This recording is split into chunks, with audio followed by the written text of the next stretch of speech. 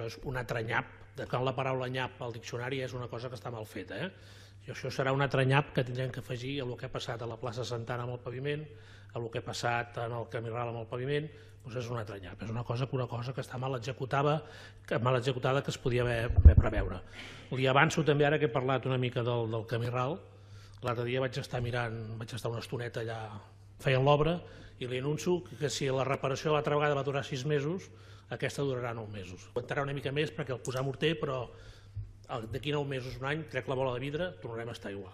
Sempre ens heu sentit parlar de que s'ha d'especialitzar el departament, de que se'ls ha de donar més eines al departament, i això és un cas típic. El que passa és un tema d'injeccions, que és un tema que tots sabem que això abans era una riera natural, totes les humitats surten cap amunt i s'ha de fer una barrera. Aquesta barrera no és suficient, o sigui, en projecte ja suposo que es tenia que haver detectat, i si mirem el quadre de la licitació de les partides que hi ha, no era suficient aquesta barrera. L'altre problema que tenim, que són unes taques verticals, són unes baixants de ceràmica de jarret que durant el projecte no es van decidir treure, i aquestes, tu saps que totes aquestes baixants a la llarga donen humitats. El principal problema, i ho lligo amb el del nyap, és que és una cosa que ja no té solució. Podrem anar arreglant, però aquestes taques d'humitat ja no les traurem mai. O sigui, la prudència i la justícia sempre tindran taques al costat. Vull dir, perquè arreglar-ho és repicar tot l'estucat i fer-ho tot de nou.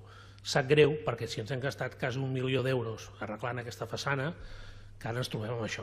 Doncs són d'aquelles coses que hem d'intentar cuidar, i nosaltres aquí volem posar una mica l'èmfasis no en el que costa el projecte, en fer les coses ben fetes pel cost del manteniment que té després.